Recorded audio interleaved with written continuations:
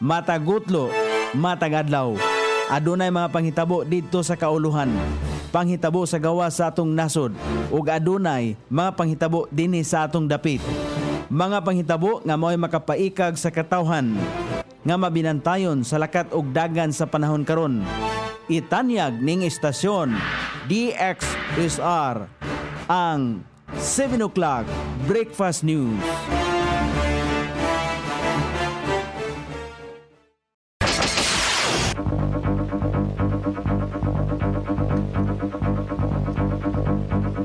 Higala, kumusta? May buntag Iligan, may buntag Mindanao, may buntag Pilipinas.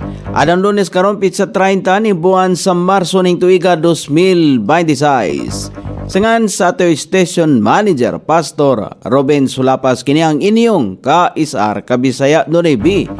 Ang matod sa hanay sa balita karong orasa. O karon sa uluhang tudling sa ato mga balita, 50 anyos nga lalaki sikop sa search warrant operation sa Iligan. Mga paagi sa pagdaginot sa enerhiya o gasolina sa mga opisina sa gobyerno giplanuhan. Kapin sa 145.43 megawatts nga enerhiya natalang natigom niadtong Earth Hour. Gidaghanon nga supply sa lana sa mga airport gisiguro sa kaap luyo sa mga posibilidad sa power interruptions. Halos 3 ka milyong pasahero karong Holy Week gilaumang mudagsa sa mga pantalan. Sa gawas sa nasod, krisis sa Strait of Hormuz nakaapekto usab sa supply chain sa fertilizer. Balita sa kinabuhing Kristohanon, usa ka pastor sa Oklahoma gipadeport sa Mexico human ang dekada nga pagserbisyo sa simbahan. Kini ang uluhang tudling sa itong mga balita nga dalit kanato ning istasyon. DXSR 106.7 sa inyong FM dial.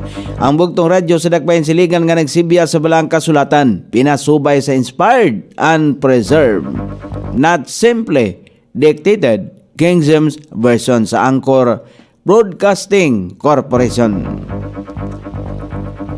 O karon sa kompleto nga detalye, nasikop ang 50 anyos nga lalaki human sa gipahigayon nga joint implementation of a search warrant sa Purok 3A, St. Michael's Heights, Tunggo, Barangay Buruon, sakop ni Dakbayan sa Iligan sa niaging gabi. Ang operasyon gipanguluhan sa Regional Police Drug Enforcement Unit 10, Iligan Team ubos ni Captain Police Captain Krister John Biauco, ubos sa supervision ni Police Major JB Babaan, Chief sa RPDO 10, kauban ang 105th RMF B10, ICMF, ICPO, RIU 10 o Police Station 2 sa Iligan City Police Office. Base sa report, ang search warrant giisyu ni Honorable Ali Umbra Makaraman, Executive Judge sa RTC Branch 4, 12 Judicial Regional sa Region sa Iligan City niadtong Marso 26 ning tuiga 2026. Ubos sa pre-operation sa PDEA. Nasakmit sa operasyon ang musunod nga mga ebidensya: 5 ka gagmay nga heat-sealed plastic sachet nga adunay puti nga kristal nga substansya nga gituoang shabu. 5 ka dagkong sachet nga adunay substansyang susamang substansya, usa ka itom nga short pants, usa ka bakanting plastic sachet o usa ka brown nga coin pouch. Ang tanan nga nakumpiskang illegal nga droga adunay gibugaton nga mokabat sa 50 gramos o adunay standard value nini nga 340,000 pesos. Natapos ang operasyon alas 12:09 sa kadlaw niadtong Marso 29.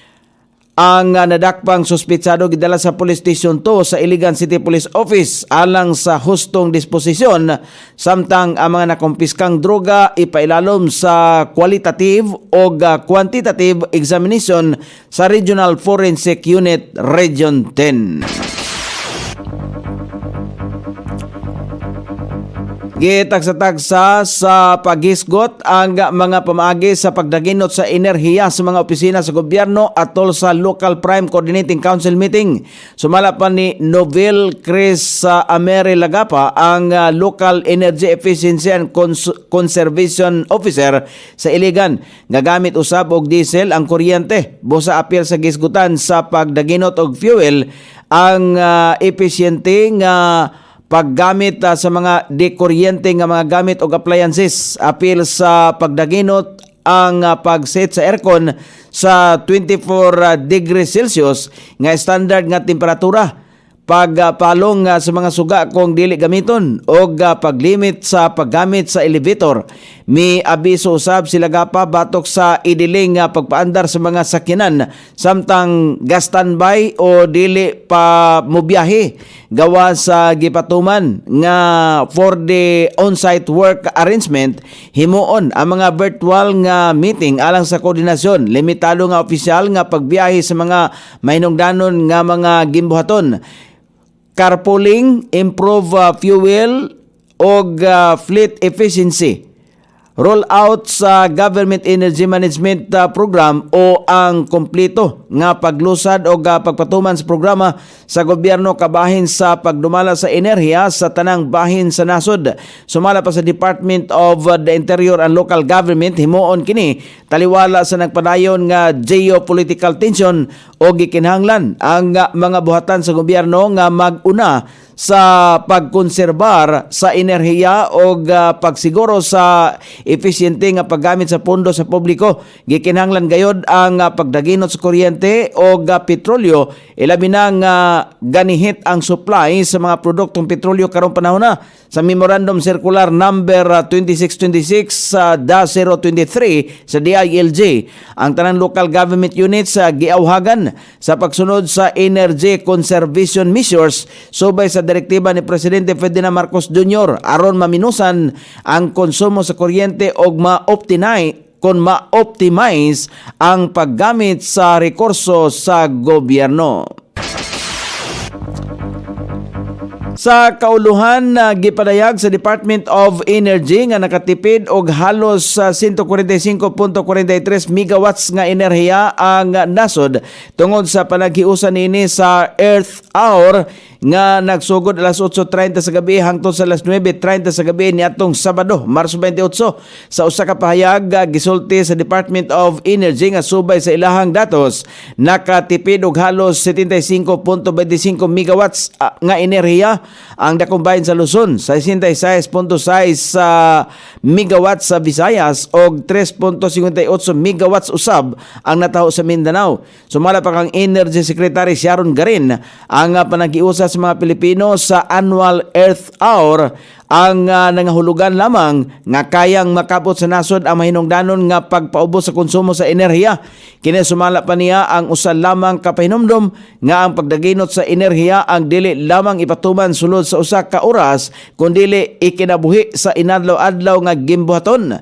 Samtang giawhagan sa Energy Department ang publiko nga ipadayon lamang ang Earth Hour dili lamang isip tinuig nga obserbasyon sa pamaagi sa paghimo nini sa mga energy efficient practices o bisan sa trabaho.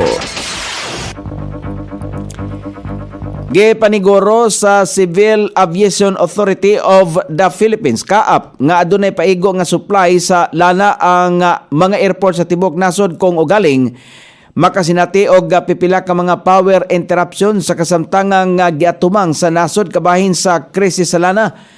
Sumala pa kang CAAP spokesperson Eric Apolonio, bihira lamang nga magamit ang mga reserve fuel sa mga airport o nakaandam lamang kini kung ugali nga mahitabo ang power failure sa mga supply nga nadawat nini gikan sa gawas. Usab niining una usab niining nag-anunsyo og reducing of flights aga pipila ka mga tugpahanan nga sugdan karong Abril hangtod sa bulan sa Mayo tungod sa limitadong ruta og ubos nga ihap sa mga pasahero gumikan sa ongoing armed conflict sa tunga-tungang silangan. Sumala pa ni Apolonio, gilauman ang ingon ining sitwasyon labaw na og motaas ang ngadto sa usa ka gatos sa porsyento ang fuel surcharge kung asa yatagan og katinawan sa tikpababa ang epekto niini sa kita sa mga airlines.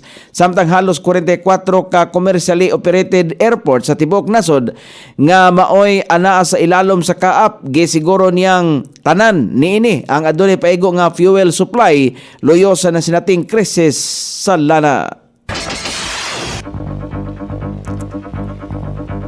Gilauman sa Philippine Coast Guard ang dilimobo sa 3 ka milyong pasahero nga mudagsa sa mga pantalan sa tibok nasod alang sa pagsugod sa Semana Santa. Sumala pa kang Philippine Coast Guard spokesperson Commodore Noeme Cayabyab, kini mao'y halos sa susamang gidaghanon sa mga natalang pasahero niadto nakalabay tuig alang sa susamang panahon. Pinasubay sa ilahang kasamtangang datos ang nakarecord na sila og halos 390,000 na ang inbound og outbound passengers sa tanang pantalan sa nasod. Gilauman usab nga mas mudag sa pa ang mga pasahero pag-abot sa Huwebes og Biyernes Santo nga maoy gideklarar isip mga regular holidays, samtang sa Sabado de Gloria usab mao ang gideklarar isip special non-working holiday. Pag-abot usab sa deployment sa Philippine Coast Guard personnels, gihatagan og katinawan ni Cayabyab nga nakadeploy na ang ilaang mga ginsakupan nga maoy mototok sa paghatag og seguridad sa mga pasahero, pagpahigayon og security patrols sa mga pantalan og bisan ang paghatag og assistance sa search and rescue mission kung gikinahanglan. Sumala pa niya kapin sa 17,000 ka mga Philippine Coast Guard personnels ang ipakatag sa tibok nasod aron masiguro ang maritime safety og security luyo sa gilaumang pagdaghan sa tao karong Domingo. O karon sa balita sa gawas sa nasod, giklaro kon gikataho nga nakaapekto sa kalibutanong supply chain sa fertilizer ang kasamtangang krisis sa Strait of Hormuz. Tungod niini makaapekto usab sa kalibutanong agrikultura ang kakulangon sa fertilizer. Naibaluan nga moagi sa Strait of Hormuz ang 20% nga fertilizer supply sa tibok kalibutan. Ang naasoing krisis dili lamang makaapekto sa enerhiya apan usab sa agricultural output sa tibok kalibutan. Ang naasoing mga fertilizer gikan sa mga nasod nga Qatar, United Arab Emirates, Saudi Arabia ug Bahrain nga dagkong supplier sa nitrogen fertilizer sa tibuok kalibutan. O karon sa balita sa kinabuhing Kristohanon, gipa-deport padulong sa nasod sa Mexico ang usa ka pastor nga nangalagad sa usa ka simbahan sa Oklahoma hinungdan sa pagkahilayo niya sa iyang pamilya ug sa simbahan. Sumala pa sa taho nga ang naasong pastor aduna nay removal order kaniadtong 2007 apan padayon nga nagabisita sa immigration alang sa pagpang-apply og work permit apan gikahadlokan sa iyang pamilya nga mahitabo kini. Nangandam usab ang ubang mga pastor nga nangalagad sa Mexico aron nga tabangan siya samtang mahilayo siya sa simbahan o sa iyang pamilya. Ang nasong kamanduan sa korte diin siya muhawa sa nasod gikan sa korte nga adunay kalabutan sa iyang ginikanan nga apil sa nahitabong car incident niadtong tuig 2007. O karon sa kahimtang sa pagbanabana sa dagan sa panahon, range of high pressure area makaapektar sa dakong bahin sa Northern Luzon. Walay nasigpatan nga low pressure area, walay nasigpatan nga bagyo ang nasod nga Pilipinon. Hinoon makatagamtam og pipila ka mga ginagmay mga pag-ulan ang Metro Manila ubang bahin sa nasod kini epekto lamang sa localized thunderstorm. Sukod sa temperatura dinhi sa dakbayan siligan ang kabugnaon ana sa 25 ug ang kainiton musangko sa 32 degrees centigrado. Ang adlaw misilang kaganiya sa alas 5:54 ug mosahapon niya sa alas 6:08 sa sayong takna sa kagabion. Inyong nabati ang kinatibuk ang hanay sa balita sa alas 7 nga dalit kanato ning istasyon DXSR 106.7 sa inyong FM dial. Ang bugtong radyo sa dakbayan siligan nga nagsibiya sa balaang kasulatan, pinasubay sa inspired and preserved, not simply dictated King James Version sa Anchor Broadcasting Corporation. Sangan sa tigsuat sa atong balitang international ug sa kinabuhing Kristohanon, pitjan sa balita lokal, Coney Island. sa ato station manager Pastor Robin Sulapas. Kini ang inyong KSR Kabisaya Nunibi. Magpasalamat ug mingon, maayong buntag, Iligan.